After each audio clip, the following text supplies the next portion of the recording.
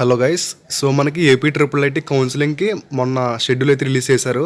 So ఎవరెవరు ఏ rank వాళ్ళు ఎప్పుడు కౌన్సిలింగ్కి వెళ్ళాలని చెప్పి ఆల్రెడీ వీడియో చేశాను. ఎవరైనా చూడకపోతే డిస్క్రిప్షన్లో లింక్ ఇస్తాను, ఒకసారి చెక్ చేసుకోండి.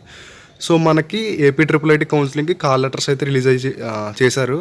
ఇక్కడ చూసుకుంటే కనుక మీకు డిస్క్రిప్షన్లో ఒక లింక్ ఇస్తాను. ఆ లింక్ మీద క్లిక్ చేస్తే ఈ వెబ్సైట్ ఓపెన్ అవుతుంది. ఇక్కడ చూడండి, ఎవరైతే స్పెషల్ కేటగిరీస్ ఉన్నారో వాళ్ళు ఈ ఆప్షన్ మీద క్లిక్ చేయండి.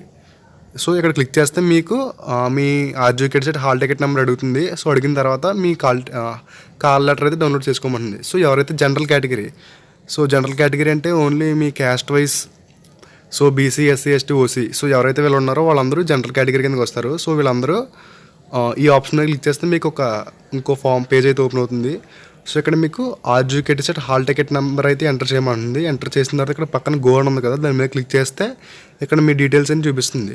సో చూపించిన తర్వాత మీకు ఇక్కడ లాస్ట్లో ఇక్కడ డౌన్లోడ్ అని ఉంది కదా, ఇక్కడ కింద కాల్ లెటర్ డౌన్లోడ్ అని చెప్పి ఒక ఆప్షన్ అయితే కనిపిస్తుంది. అది క్లిక్ చేస్తే మీకు కాల్ లెటర్ అనేది డౌన్లోడ్ అవుతుంది. సో ఒకవేళ మీరు అది డౌన్లోడ్ చేసుకోకపోయినా మీకు ఏం పర్లేదు, ఎందుకంటే అందులో ఏమీ పెద్ద ఇంపార్టెంట్ విషయాలు ఏం లేవు. జస్ట్ మీకు కౌన్సిలింగ్కి ఎలాంటి సర్టిఫికేట్స్ కావాలని చెప్పి అడుగుతున్నారో ఆ సర్టిఫికేట్స్ గురించి మాత్రమే వాళ్ళు మెన్షన్ చేశారు. సో నేను ఆల్రెడీ ఇక్కడ మీకు చూపిస్తాను ఆ సర్టిఫికేట్స్, ఏమేమి సర్టిఫికేట్స్ తీసుకువెళ్ళాలో. సో క్లారిటీగా చెప్తాను, ఒకసారి జాగ్రత్తగా చూడండి. ఎందుకంటే కౌన్సిలింగ్ అంటే సో మీరు మళ్ళీ ఈ సర్టిఫికేట్స్ ఏమైనా మిస్ చేస్తే కనుక మీకు సీట్ పోయే అవకాశం ఉంది. సో నేను చెప్తాను, ఒకసారి వినండి. ఓకే, ఫస్ట్ ఏంటంటే RGUKT CET marks memo or rank card. So మీ ర్యాంక్ కార్డ్ వచ్చింది కదా, సో ఆర్జీకేట్ సెట్ది, సో అది జిరాక్స్ తీసుకుని పట్టుకోవాల్సి ఉంటుంది. Grade sheet of 10th class board examination. So మీ స్కూల్కి వెళ్తే మీ గ్రేడ్ షీట్ అనేది ఇస్తారు, సో అది పట్టుకెళ్తారు. And SSC TC. సో చాలామంది అయితే కాలేజెస్లో జాయిన్ అయ్యారు. సో వాళ్ళు ఆల్రెడీ టీసీ అనేది కాలేజెస్లో సబ్మిట్ చేసేసారు.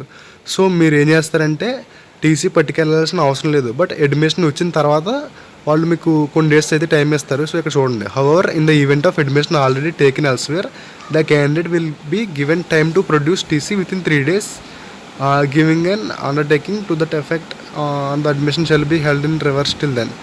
In such cases, he or she has to produce a proof of admission in other institutions at the time of counseling.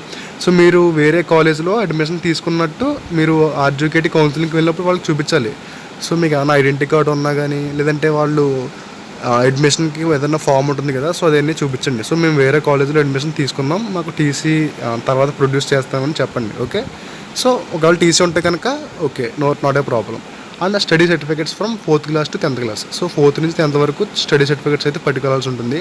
లేకపోతే కనుక మీరు 4th నుంచి 10th క్లాస్ వరకు ఏ స్కూల్లో ఎన్ని స్కూల్స్ మారారో ఆ స్కూల్స్కి వెళ్ళి వాళ్ళని అడిగితే వాళ్ళు ఇస్తారు. Okay, so caste certificate or community certificate. So మీ సేవలో మీకు ఆల్రెడీ సర్టిఫికేట్ అనేది ఉంటుంది, లేకపోతే త్వరగా అప్లై చేసుకోండి. ఇంకా మనకి కౌన్సిలింగ్ టైం ఉంది కాబట్టి ఒక 10 to 15 daysలో సర్టిఫికేట్ అనేది వచ్చేస్తుంది. Latest EWS certificate issued in 2021 by the competent authority. So ఎవరైతే ఈడబ్ల్యూఎస్ కేటగిరీ కింద అప్లై చేశారో వాళ్ళు ఈడబ్ల్యూఎస్ సర్టిఫికేట్ అయితే పట్టుకోవాల్సి ఉంటుంది. అది కూడా ఈ సంవత్సరం వచ్చిన సర్టిఫికేట్ మాత్రమే పట్టుకోవాల్సి ఉంటుంది, లాస్ట్ ఇయర్ అయితే పనిచేయదు. Next income certificate. Okay, so income certificate కానీ శాలరీ సర్టిఫికేట్ కానీ సో పట్టుకోవాల్సి ఉంటుంది. ఇన్కమ్ సర్టిఫికేట్ లేకపోతే కూడా అప్లై చేసుకోవచ్చు, మీకు 10 to 15 daysలో వచ్చేస్తుంది. So ration card for scholarship candidates. So మీకు స్కాలర్షిప్ రావాలంటే రేషన్ కార్డు కూడా ఉండాలి. సో రేషన్ కార్డు కూడా పట్టుకెళ్ళండి. Okay, 4 photographs of the candidates and parents, father and mother. So మీ ఫొటోస్ 4, మీ మదర్ 4, మీ ఫాదర్ 4 ఫొటోస్ అయితే మీరు పాస్పోర్ట్ సైజ్ ఫొటోస్ అయితే పట్టుకెళ్ళాల్సి ఉంటుంది. సో పట్టుకెళ్ళండి. Aadhaar cards of the candidate father and mother. So మీ మదర్, ఫాదర్ అండ్ మీ యొక్క ఆధార్ కార్డు కూడా పట్టుకెళ్ళాల్సి ఉంటుంది. సో ఎవరికైతే ఇన్కమ్ సర్టిఫికేట్ లేదో అండ్ ఎవరైతే ఫీజు రియంబర్స్మెంట్కి ఎలిజిబుల్ అవ్వరో వాళ్ళైతే పీయూసీ ఫస్ట్ ఇయర్కి 45,000 రూపీస్ అయితే కౌన్సిలింగ్లో పే చేయాల్సి ఉంటుంది. సో ఖచ్చితంగా ఇది గుర్తుపెట్టుకోండి. సో మీరు ఎవరైతే ఫీజు రియంబర్స్మెంట్కి ఎలిజిబుల్ కారో వాళ్ళు 45,000 రూపీస్ అయితే కౌన్సిలింగ్కి పట్టుకువెళ్ళాలి, అక్కడ పే చేయాల్సి ఉంటుంది. ఓకే, అండ్ నెక్స్ట్ ఎవరైతే ఫీజు రియంబర్స్మెంట్కి ఎలిజిబుల్లో వాళ్ళు అలాంటి డబ్బులు పే చేయక్కర్లేదు, బట్ రిజిస్ట్రేషన్ ఫీజు మాత్రం 1,500 రూపీస్ అయితే కౌన్సిలింగ్లో మీరు పే చేయాల్సి ఉంటుంది.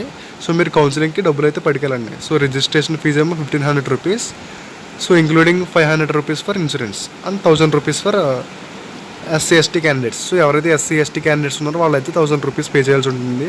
And refundable cash and deposit of 2,000 at the time of admission. So మళ్ళీ ఒక 2,000 రూపీస్ అయితే మీరు కట్టాల్సి ఉంటుంది అడ్మిషన్లో. టోటల్గా మీరు 3,500 రూపీస్ అయితే మీరు కౌన్సిలింగ్లో పే చేయాల్సి ఉంటుంది. And 3,000 rupees for SC ST. అంటే ఎస్సీ ఎస్టీస్ ఎవరైతే ఉన్నారో వాళ్ళైతే 3,000 పే చేయాలి. మిగిలిన క్యాస్ట్ వాళ్ళు బీసీ ఓసీ వాళ్ళు అయితే 3,500 రూపీస్ అయితే టోటల్గా కౌన్సిలింగ్లో పే చేయాల్సి ఉంటుంది. సో ఖచ్చితంగా 3,500 అయితే పట్టుకెళ్ళండి కౌన్సిలింగ్కి. Okay, so candidates need to bring the 3 sets of the photo copies of the above documents along with the original documents for counselling. So మీకు ఇక్కడ పైన ఈ సర్టిఫికేట్స్ అని చెప్పాను కదా, సో ఇవన్నీ ఒక్కొక్కటి 3 జిరాక్స్లు తీయించుకోవాలి. సో ఇక్కడ చూడండి, ఒక్కొక్కటి 3 జిరాక్స్ తీయించుకొని అండ్ అలాగే ఒరిజినల్ కూడా పట్టుకెళ్ళాలి. సో ఒక ఒరిజినల్ సర్టిఫికేట్ అలాగే 3 జిరాక్స్లో పట్టుకెళ్ళాల్సి ఉంటుంది. Okay and that's the video guys. మీకు ఇంకా డౌట్స్ ఉంటే కింద కామెంట్ చేయండి. సో అంతే గైస్. అండ్ ఇంకొక విషయం గైస్, ఎవరైతే ఫీజు పే చేయాలో 45,000 రూపీస్ అనేది, సో ఎవరికైనా లోన్ కావాలంటే ఇక్కడ కింద వాళ్ళు చెప్పారు, the candidates who wish to avail bank loan. So మీకు లోన్ కావాలంటే కనుక కింద చూపించారు కదా డాక్యుమెంట్స్ అనేవి.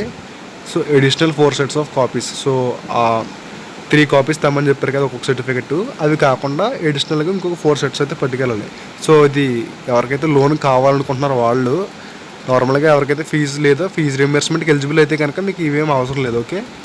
So employee identity card. So మీ పేరెంట్స్ కానీ ఎవరైనా గవర్నమెంట్ ఎంప్లాయీస్ ఉంటే వాళ్ళైతే ఫీజు పే చేయాల్సి ఉంటుంది. సో వాళ్ళైతే మీ పేరెంట్స్ ఒక ఐడెంటిటీ కార్డ్ అయితే పట్టుకెళ్ళాల్సి ఉంటుంది. Salary certificate, PAN card, ration card or voter ID, so 6 photograph. So చూసుకోండి గైస్, ఎవరైతే ఫీజు పే చేయాలో వాళ్ళైతే పట్టుకెళ్ళండి. So that's the video guys.